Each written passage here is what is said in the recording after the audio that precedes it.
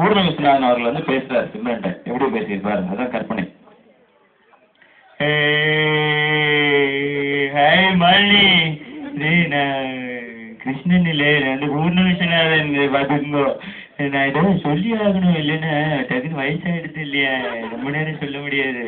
நீங்க அவ்வளோ அழகு, எதுவும் நானே சொல்ல, டைரக்டர் சொல்ல சொன்னாரு. இல்லை உங்க முடிஞ்ச பார்த்து ஐ லவ் யூ அப்படி சொல்றேன். நாங்கள் இருந்தாலும் ஐ லவ் யூ, என்ன யாருங்க பதிலுக்கு ஐ லவ் யூ சொல்ல மாட்டேன்றா. இது என்னடா கிருஷ்ணா, ரொம்ப கஷ்டமா இருக்குதா, வருத்தமா அப்படின்னு போல. இதே வந்து சூர்யாவுக்கு பதிலா அவங்க அப்பா சிவகுமாரை கூப்பிட்டு, சார் நீங்க சொல்லுங்க, உங்க பையன் அந்த சீன் நல்லா நடிச்சிட்டாரு, நீங்க எப்படி நடிக்கிறீங்க நாங்கள் டெஸ்ட் பண்ணோம் அப்படின்னு அவர் ஆரம்பிக்கிறார். மாலினி, இந்தமா நான் இதை சொல்லவே ஆகணும். ஏன்னா என் பையன் ஜோதிகா பிக்கப் பண்ணிட்டான், எனக்கு சொல்லடா கிடைக்குமான்னு பார்த்தா இவனை சொல்லலாம் வந்தேன். நீ அவ்வளோ அழகு, எவ்வளவோ அழகா இருந்துட்டு போ, ஒரே ரயில்வே மட்டும் சொல்லிட்டு போ, சீக்கிரமா நம்ம பிக்னிக் போகலாம், அதுமா பாய் அப்படின்னு அவரும் போயிட்டேன்.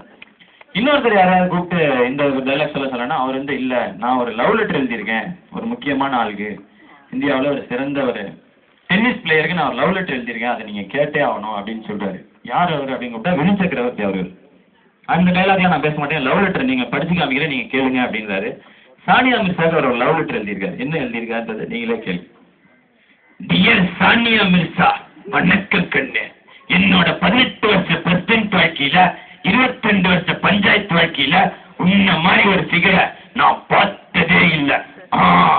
நல்லா இருக்க கண்ணு, டெல்லி எருமை மேல மழை பெஞ்ச மாதிரி சும்மா சில்லுன்னு.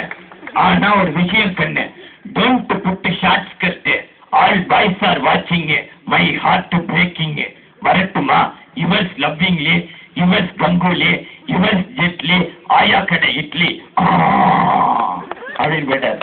என்னடா இது எதுவுமே தெரியல, வேற யாரையாவது நம்ம கூப்பிட்டு சொல்ல சொல்லலாம் அப்படின்னா சாரிவாசன் அவர்கள் எல்லாருக்குமே தெரிஞ்சிருக்கும். அவர் வந்து இந்த ஹாய் மாலினி டைலாக் வந்து சொல்லி அந்த சிம்ரன் இம்ப்ரெஸ் பண்ண பார்க்குறாரு. Hi Malini, I am Krishnan. இந்த பார்த்துக்கோங்க, நீங்கள் என்ன குலம் என்ன கோத்திரம் இதெல்லாம் சொன்னேன்னா நான் ஐ லவ் யூ சொல்லுவேன், இல்லைன்னா அங்கே உட்காந்துருக்காரு பாருங்க அவர் சொல்லுவார், நீங்களே பதிலை கேட்டுட்டு போங்க. வரட்டுமா? பாய். இப்படியே உட்காந்தா நல்லா இருக்கு, கையை தட்டுங்க. Thank you so much. அடுத்தது உங்களுக்கு ஏதாவது விருப்ப வாய்ஸ் இருக்கா, இந்த வாய்ஸ்ல நீங்க பேசணும் அப்படின்னு? சிவகார்த்திகேயன் மாதிரி.